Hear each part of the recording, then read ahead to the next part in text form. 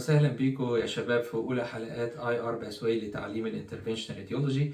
في البداية أحب أعرفكم بنفسي. أنا الدكتور إسلام أحمد شحاتة الهلف، استشاري الأشعة التداخلية والطب النووي بالولايات المتحدة الأمريكية. أنا حاصل على البورد الأمريكي في الأشعة التشخيصية والأشعة التداخلية والطب النووي، وحاصل على الدكتوراه من كلية طب القصر العيني بجمهورية مصر العربية جامعة القاهرة. في البداية برحب بكم في القناة، وأتمنى إن شاء الله إن هي تكون أداة جيدة لتعليم أي حد مهتم بتخصص الأشعة التداخلية المهارات الأساسية للتخصص، وبإذن الله الأدفانسد سكيلز اللي ممكن من خلالها تطور البراكتس بتاعك. في البداية قبل ما نبتدي نتكلم في المواضيع المختلفة للانترفنشنال راديولوجي، أحب إن إحنا نتكلم عن بعض النقط المهمة عشان تتأكد إن أنت تعظم بإذن الله استفادتك من هذه القناة. النقطة الأولانية اللي عايزين نتكلم فيها هي من هو المخاطب بهذه القناة، من هو المستهدف اللي عايزين نتكلم معاه بالنسبة لهذه القناة. الحقيقة إن لو حضرتك اكسبرت في الانترفنشنال راديولوجي بقالك 20 أو 25 سنة بتشتغل، فغالبا and this channel is not for you. هذه القناة مقدمة في المقام الأول للبيجنرز والإيرلي كارير. البيجنرز أو المبتدئين مش بنقصد بيهم فقط نواب الأشعة التشخيصية، ولكن حتى طلبة كلية الطب في السنوات النهائية من كلية الطب اللي بيبتدوا يستكشفوا التخصصات المختلفة عشان بإذن الله ياخدوا النيابة ويتخصصوا. الطلبة في المرحلة دي بتبتدي تبص على تخصصات كتير حواليها. الحقيقة في ريسورس كتير في حاجات مختلفة زي الباطنة والجراحة، ولكن في ندرة في المصادر بالنسبة للانترفنشنال راديولوجي.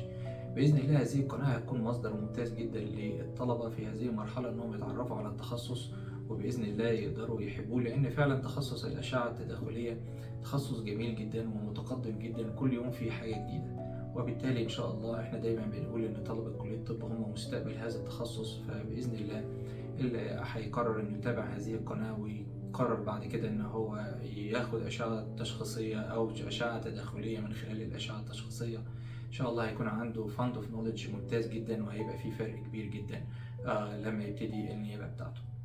بالنسبة للنواب اللي لسه بادئين النيابة في سنة أولى أو سنة تانية، لسه بيتعرف على التخصصات المختلفة من الأشعة التشخيصية، في ريسورسز كتير جدا على اليوتيوب وغير اليوتيوب للجنرال راديولوجي والبادي ايمجينج والنيورو راديولوجي وغيره من تخصصات الأشعة التشخيصية. ولكن مرة تانية في نقص حاد في الريسورسز المتوفرة للأشعة التداخلية، وده كان الحقيقة المحرك الأساسي لي إن أنا أبتدي هذه القناة. إحنا عايزين إن شاء الله نقدم بطريقة أو بأسلوب سهل ومباشر نوع من الشرح المبسط للأساسيات بتاعة التخصص، وبإذن الله نقدر نتكلم عن أكتر من مجرد البيسكس، ولكن نتكلم على advanced skills إن شاء الله في البراكتس. النواب اللي في السنوات النهائية من النيابة أو الفيلوز وما شابههم في نظم التعليم المختلفة، القناة دي إن شاء الله هتقدم بعض التيبس اند تريكس المهمة للبراكتس. كتير منها مش موجود في الكتب، الحقيقة دي حاجات بنكتسبها من خلال الممارسة أو بنتعلمها من الأكبر مننا. فإن شاء الله we will bring all of this into this channel بإذن الله، وهنحاول مرة تانية نخلي كل حاجة بطريقة سهلة وميسرة. الإيرلي كارير بيشمل الناس اللي لسه مخلصة الفيلوشيب أو ما شابهها وابتدى يعمل براكتس اللي هو بنسميه الانسوبرفايزد براكتس، ودي مرحلة مهمة جدا في الممارسة بشكل عام، لأن بيبقى فيها lots of stress. كلنا بنجيت stuck at this point. في كتير من الأحيان بنبقى بنتعرض لمواقف معينة أو مشاكل معينة أثناء البروسيديور، بنتمنى لو كان في حد موجود حوالينا أو نسأله إزاي نقدر نتعامل مع هذه المشاكل. من خلال هذه القناة بإذن الله هنكون إحنا السورس اللي ممكن يقدم حلول لكتير من هذه المشاكل. مرة تانية كلنا يا جماعة لازم هنعدي من خلال هذه المرحلة، وكل ما تبقى عارف أكتر وكل ما تبقى مطروحة الحاجات دي بالنسبة لك قبل ما تبتدي تخش أي بروسيديور، كل ما هيبقى التعامل معاها أسهل.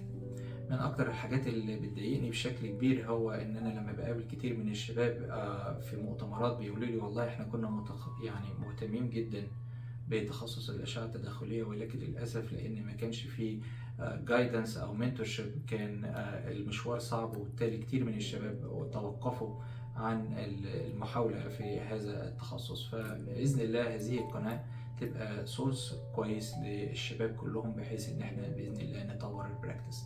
اللي بيشتغل 1 or 2 procedures ان شاء الله يقدر يشتغل اكتر، وفي المستقبل باذن الله في فيجن ان احنا نبتدي نعمل حالات. لو وصلنا لهذه المرحله باذن الله ممكن نخاطب حتى الميد كارير انترفنشن راديولوجيست، بحيث ان احنا نتكلم على البروسيدورز المختلفه وازاي نقدر نعملها.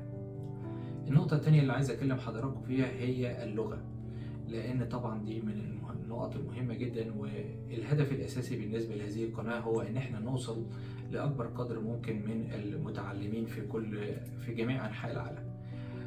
وبالتالي كان الاختيار المور لوجيك هو ان احنا نبدا باللغه الانجليزيه، ولكن الحقيقه لما بصيت في اليوتيوب انا لقيت كتير قوي من الريسورسز موجوده باللغه الانجليزيه، ولكن كان في ندره حقيقيه في المصادر باللغه العربيه. ولذلك قررت ان هذه القناه هتبقى مينلي باللغه العربيه عشان نقدر نوصل لاكبر قدر من المتعلمين في المنطقه العربيه وفي الشرق الاوسط. ولكن في نفس الوقت هيبقى فيه ان شاء الله سبتايتلز باللغه الانجليزيه. هذه السبتايتلز هيتم مراجعتها من خلالي عشان نتاكد من مطابقتها للمحتوى باللغه العربيه، لان انا طبعا عارف جدا الانتقادات للترانسليشن، وانها في كتير من الاحيان ما تبقاش ريفلكتيف للكونتنت الاساسي، ولكن زي ما بقول باذن الله هنتاكد ان ده حاصل، وان اللي هيتابعنا باللغه الانجليزيه من خلال السبتايتلز هيقدر يوصل لنفس المحتوى باللغه العربيه. لو في اي من الشباب مهتم ان هو يترانسليت للغه تانية او تالتة انا ما عنديش اي مانع، ولكن اتمنى ان انتوا تتواصلوا معايا عشان فقط نتاكد مره تانية من دقه الترجمه ومطابقتها للمحتوى باللغه العربيه. النقطة الثالثة وهو السؤال الشهير: هل ينفع أستخدم هذه القناة عشان أذاكر للامتحان؟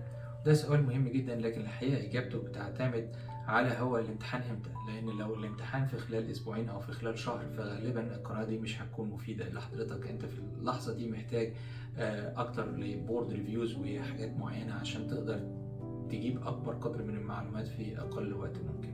ولكن لو حضرتك عايز مصدر متكامل تقدر من خلاله تتعلم الانترفنشن راديولوجي وفي نفس الوقت تعرف الحاجات المهمة للامتحانات، فالقناة دي هتكون سورس ممتاز جدا لحضرتك. وده لأن احنا مصممين هذه القناة من الأول إن يكون فيها جزء من الانجيجمنت. ويعني أنا من الناس المقتنعة إن المفروض ما يبقاش في حاجة اسمها مذاكرة للامتحان ومذاكرة للبراكتس. المفروض كل حاجة بتبقى كومبريهنسيف، بحيث ان انت لو بتذاكر صح تبقى عارف المهارات اللي انت محتاجها عشان تمارس، وفي نفس الوقت جاهز لاي امتحان. عشان نقدر نعمل كده هيبقى في تنبيهات هتظهر على الشاشة اثناء الحلقة ان شاء الله عشان تنبه حضرتك لنقط مهمة في الحلقة. فمثلا لو لقينا تنبيه زي اللي ظاهر على قدام حضراتكم دلوقتي على الشاشة، ده معناه ان النقطة اللي بنناقشها دي نقطة مهمة جدا للامتحان، سواء هذا الامتحان كان MCQ أو Oral أو Essay أو whatever format الامتحان بيكون، هذه النقطة هتكون نقطة مهمة، فلازم حضرتك تعرفها وتحفظها كويس. في نفس الوقت لو لقينا تنبيه زي اللي ظاهر دلوقتي على الشاشة، ده معناه إن النقطة اللي بنناقشها نقطة مهمة للبراكتس اللي احنا بنسميه good practice، فبالتالي ده معناه إن دي تول أو أداة عايزك تعرفها، أو مهارة مهمة عايزك تتعلمها، أو حاجة مهمة محتاج إنك تعرفها عشان تبراكتس بطريقة سيف.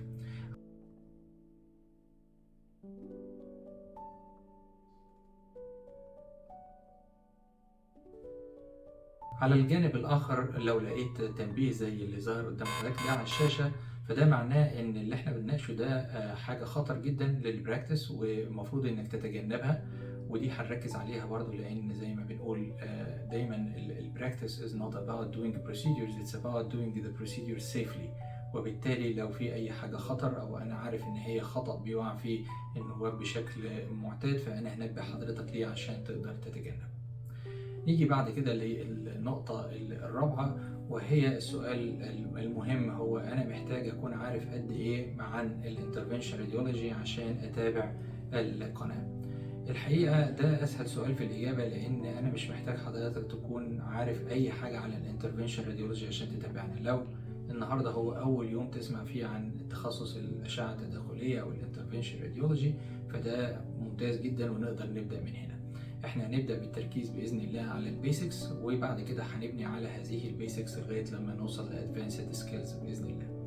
وبالتالي أنا مش محتاج من حضرتك تكون عارف كتير عن الأشعة التداخلية، ولكن كل اللي مطلوب من حضرتك إن بعد متابعة هذه الحلقة إنك تقرأ عن الموضوع اللي اتكلمنا فيه. وفي ريسورسز كتير جدا متوفرة بدرجات صعوبة مختلفة. لو حضراتكم عايزين أي ترشيحات ممكن تتواصلوا معايا وأنا أدي لكم ترشيحات كتير جميلة للمراحل المختلفة من النيابة والبراكتس. ولكن زي ما بقول، الفكرة من هذه القناة إنك تقبل على القناة بفكرة إنك تستمتع بتعلم الأشعة التداخلية. التخصص جميل جدا وفي حاجات كتير ممكن تكون very impressive، ولكن طبعا هو تخصص كبير، وبالتالي هيبقى محتاج صبر ومثابرة من أجل التعلم، وده إن شاء الله اللي هنقدر نوصل له مع بعض.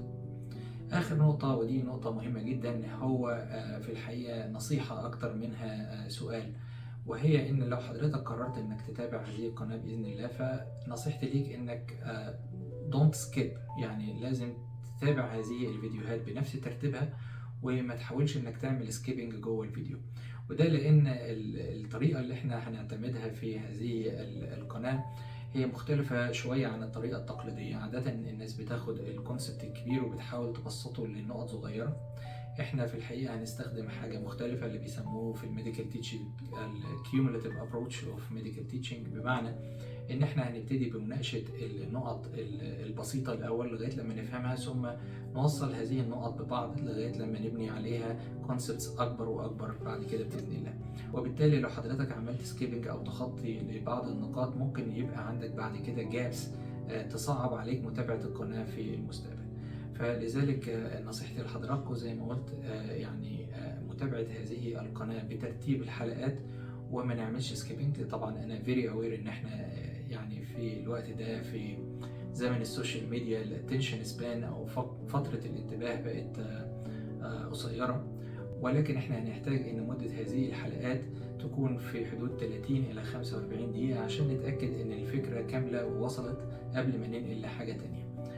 وبالتالي ان شاء الله هحاول اخلي في بريكس في الحلقات بحيث ان هي ما تبقاش مرهقة لحضراتكم في متابعتها، واتمنى زي ما قلت ان نتابعها بنفس ترتيبها وبنفس